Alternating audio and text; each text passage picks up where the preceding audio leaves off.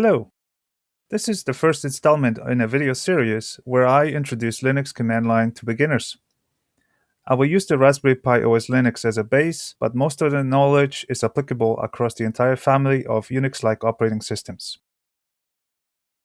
Raspberry Pi is a versatile platform whether you want to learn programming, electronics, or advanced computer skills. You can use the Raspberry Pi with a monitor and keyboard attached, or you can use it headless. If you have a monitor and a keyboard and have the full desktop version of the Raspberry Pi OS Linux, the terminal application is used as an advanced interface tool. You can find the terminal on the top bar, or if it's not there, in the application menu. You can also start it by using the Ctrl-Alt-T keyboard shortcut. If you are using your Pi headless, without a monitor and keyboard, the Pi is operated remotely over network from your PC, using a free application such as PuTTY. The PuTTY software works just like the terminal application found on the desktop, and you use the same commands as with the terminal. For the purposes of this video, I will be using the terminal application. The command line is a lightweight text-based user interface which allows file management, system administration, and more. It can be intimidating to a beginner, but I hope this will be less so after you watch my videos. Let me start with the basics of file management, which is one of the main jobs of an operating system. The graphical file manager will give you a familiar look and feel. Most of the operations, such as creating files and folders, as well as copying, moving, and deleting them, function on the Raspberry Pi just like on a standard Windows or Mac PC. The file manager starts in your home folder when launched. My home folder is located on the memory card under the /home/pi location. The /home location is a folder that contains all user homes, with Pi being one of them. The user home folder name matches the username, and I am logged in as user Pi. Home folder contains a number of default folders such as documents, videos, etc. You can create additional folders as needed. The same information is available in the terminal. The terminal places you in your home when you start. You can confirm your present working directory by typing the pwd command and pressing enter. The present working directory is important, and you will find out soon how it affects command use. As you just saw, running a command requires the operator to type the command and to press the enter key. For example, the contents of your home can be displayed using the ls command. The command line is case sensitive, so typing the ls command in uppercase will produce an error. Most Linux commands are written in lowercase. The graphical file manager offers different views, including one that shows file permissions and size.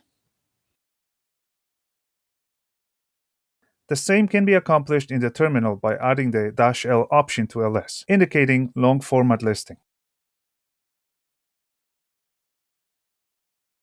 Many, if not most commands have multiple options, each represented by a single letter. Some options are uppercase and some are lowercase. Options are placed after the command, separated from the command using a space, and are preceded by a dash. By default, hidden files and folders are not shown. You can use the Ctrl-H keyboard shortcut in the file manager to toggle that. Hidden files and folders under Linux have names starting with a period. The ls command option to show hidden files and directories is the letter A, which stands for all files.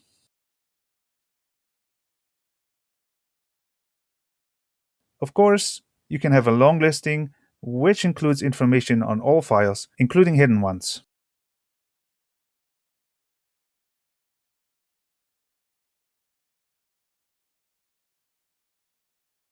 Whenever you use multiple command options, you can type them in any order, and they can be specified separately, like I did above, or they can be combined, like this. Either way, the order of the options does not matter.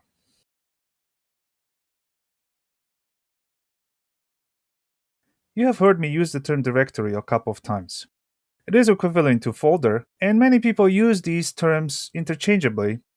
The term directory came first, and it is more appropriate when it comes to the command line.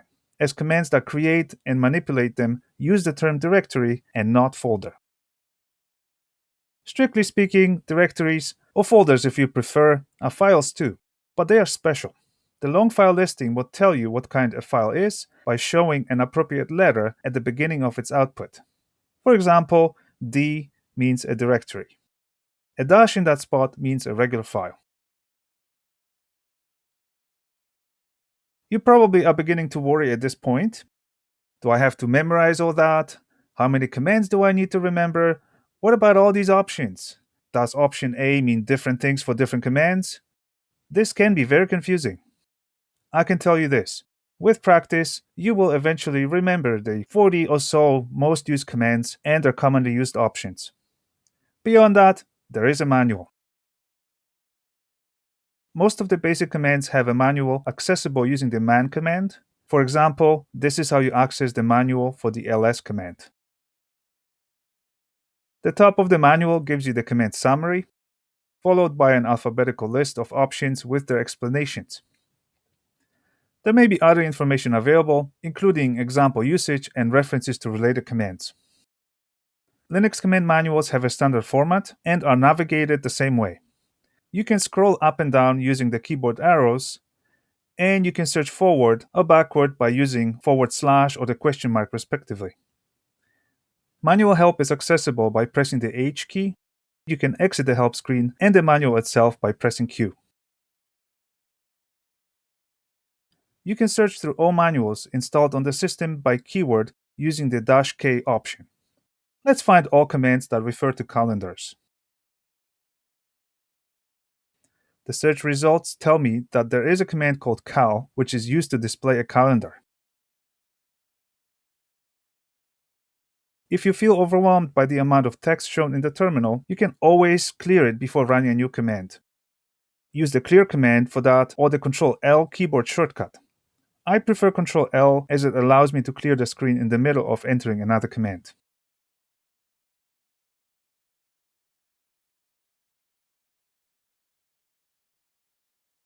Another keyboard shortcut which you might find useful is Ctrl-D. This is equivalent to using the exit command, which will close the terminal under normal circumstances. If you are connected remotely, this will effectively log you out and disconnect. Speaking of shortcuts, what you are used to in the graphical environment works differently in the terminal. For example, the Ctrl-C shortcut will not copy selected text. Use Shift-Ctrl-C for that in the terminal. Using Ctrl-C in the terminal will typically terminate currently running program and may actually lead to corrupted files. I will talk about other terminal keyboard shortcuts in following videos, but for now, be careful with their usage until you learn more. Would you like to learn more? Then head to the next video. But before you do, please give this video a thumbs up and subscribe. It only takes 2 seconds and costs you nothing, and it lets me know that my videos make a difference for you. Thanks.